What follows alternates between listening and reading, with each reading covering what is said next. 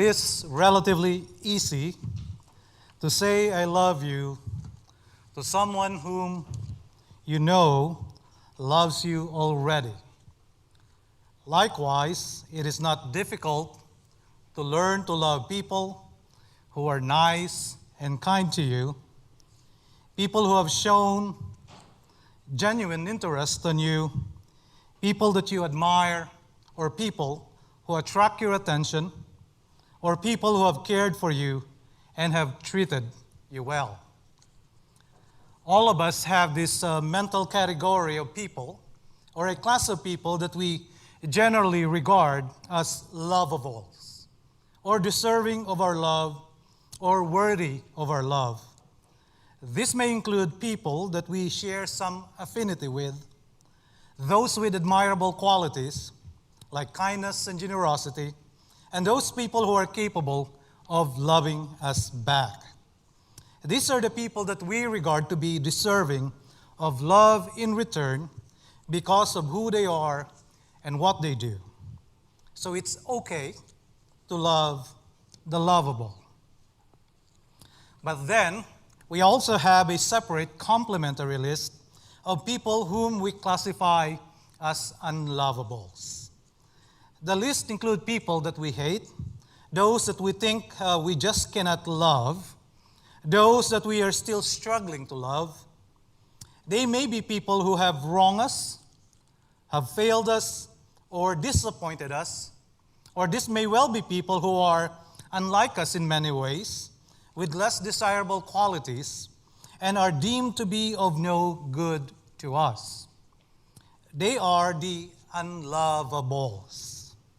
Those we regard to be impossible to love, difficult to love, and simply not worth loving at all. And so we think that it is but natural not to love the unlovables. I think we can say that loving those who love us and not loving those who do not love us is a very human way of dealing with personal and social relationships. But as our experience would show, this kind of loving, that is, loving only the lovable and not loving the unlovables, is inadequate and incapable of sustaining any kind of love relationship. We all know what it's like for people who were previously under our lovable list to be demoted and placed instantly in our unlovable list. I mean, think of ex-lovers, ex-employers, best friends of yesterdays, former allies, admirers turned haters, buddies turned nobodies, defenders turned attackers, the backstabbers and the users, and etc. I think you may even agree with me that those who are closest to us have the greatest potential of becoming our worst enemies. That's why we have family feuds, sibling rivalries, crimes of passion, bitter divorces, hatred, resentment, and broken relationships among family that would last for ages. This default human way of loving focuses on the one being loved. This kind of love is unstable. This notion is fickle and capricious and casually changes depending on who is being loved. It is a fair weather kind of love. It is a love for certain people under certain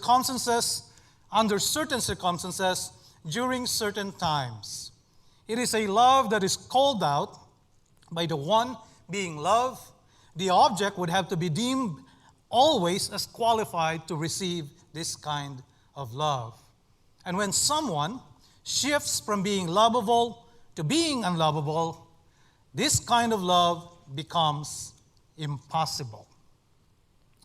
Now, for any relationship to flourish as God intended it to be, those in that relationship would have to learn a different kind of love, a love of another kind, a love that is unusual, and natural or unnatural. It is a kind of love that can even be directed towards those you hate and those who hate you. Jesus called on his followers to embody this kind of love when he commanded them to love their enemies. In this sermon, recorded by Luke in chapter 6, Jesus explained the practical and ethical implication of what it means for his followers to embrace a new sense of identity as his disciples and a new way of treating people. Jesus emphasized here that being his disciples mean learning to show love to all people, neighbors and enemies alike, regardless of how they behave towards you. That they are to show love to all people, regardless of who they are and what they have done to you. In other words, Jesus is asking them, or asking us, that, it doesn't matter what they did, you have to show love to them anyway, no matter ... you have to show love to all people anyway. In this sermon, Jesus is redefining for his disciples what it's like to relate to all people, in particular to those who are opposed to them, in the context of persecution, obviously. People who are not only hostile, but intent in harming them. So beginning with verse 27, this is a longer sermon, and we're just going to look at a part of this sermon, beginning with verse 27. But to you who are listening, I say, this is in general to the disciples, not only the apostles in particular, but to those who were following him around on that day when he preached on the mountain, according to Matthew. In Luke, it's talking about preaching on the plains, but it's the same sermon regardless. So he writes, Matthew writes about what Jesus said in verse 27, but to you who are listening, I say, Jesus said, love your enemies. Do good to those who hate you. Bless those who curse you. Pray for those who mistreat you. There's actually 4 separate commands here. Love, do good, bless, and pray. But as you would notice, the most general of the 4 is the command to love. It's no accident that it's right on top. But I think the way we can understand this is to look at the 3 following commands as explanations of the first command. We know that the overall theme of this section is really about loving your enemies, since we see the same command being repeated later on in verse 35. So doing good, blessing, and praying are explanations of what it's like to love your enemies. Now, loving your enemies is really, in other words, the 3 commands are meant to complement the idea of loving your enemies. They are all what we call altruistic actions that gives substance to the notion of love. And you can tell right away that love here is not just some warm, fuzzy feeling towards somebody. The 3 commands is already hinting to us that this kind of love is something that results or bring about a particular course of action, or it's striving to achieve a particular goal. So in this case, love is evidenced by beneficial actions towards others. Love is demonstrated through a selfless concern for the welfare of your enemy. It is intentionally and voluntarily acting to benefit your enemy. Now, when you put the word benefit, then enemy together in those words in one sentence, it just doesn't sound right to us, right? Because our initial reaction when we think of enemies, especially our own enemies, we do not associate the words benefit, we do not associate the word love, and we do not think of their welfare. The first things that comes into our mind would be the ideas about how we could destroy them, how we could get back at them, how we could scratch their face. But we don't think of their welfare. It's kind of weird, won't you agree, to think of desiring to benefit our enemies. our normal stance or position against our enemy is to strike back, to wait at the proper time, at the right forum, when you have the upper hand and you're going to smash them to the ground. But Jesus said,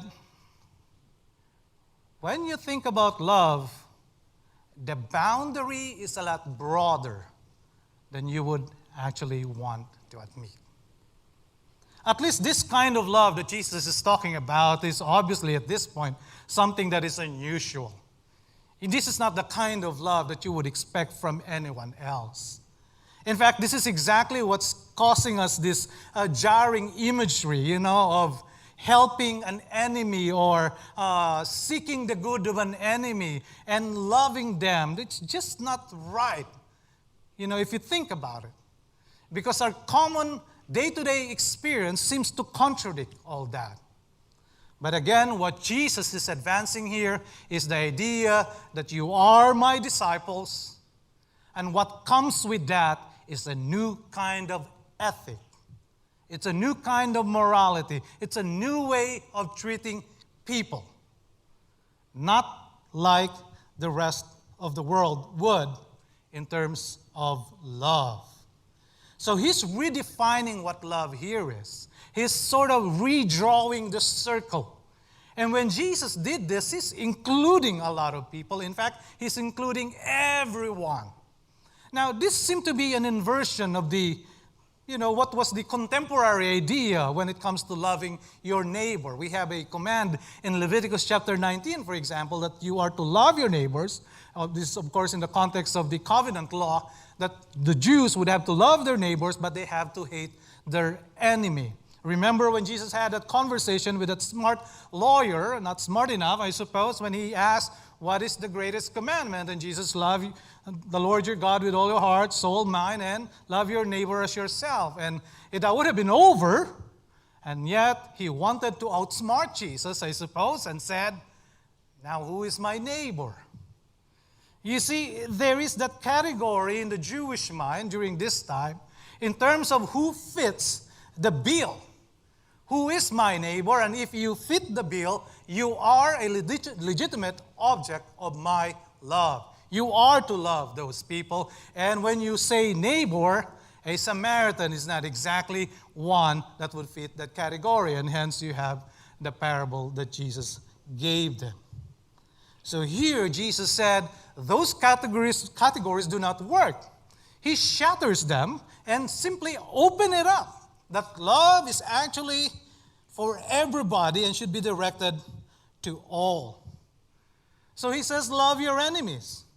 Your neighbor and your friends are both legitimate objects of your love. Now, of course, this does not mean that we should fall in love with our enemies. I hope not all of us are susceptible to what they call the Stockholm Syndrome. And love is not an emotional reaction in this particular context. You can see here that love, in fact, requires a conscious effort to seek the good of your enemies and to act in their best interest. It's worth paying attention to what's really going on here in terms of putting all these commands together. In particular, the last two commands when it says you have to bless them and you have to pray for them.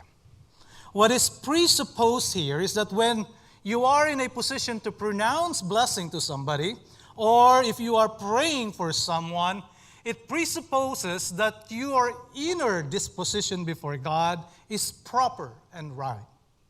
It means that you have already dealt with this issue beforehand, before God, before you could even start praying for them.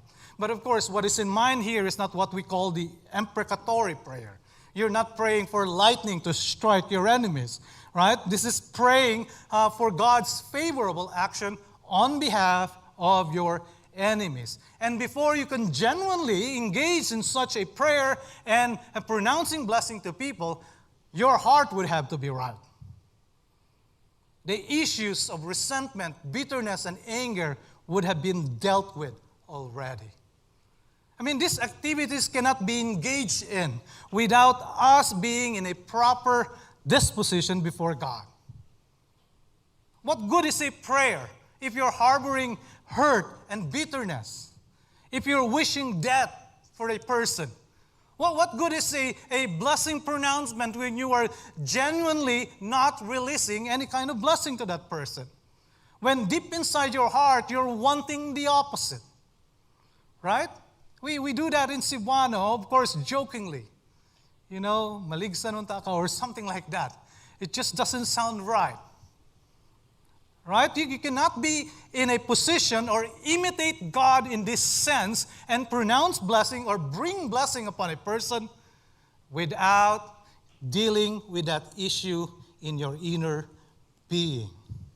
So this is the kind of loving that in fact emanate from my heart that is properly related to God, or whose heart is already free of resentment, anger, and bitterness.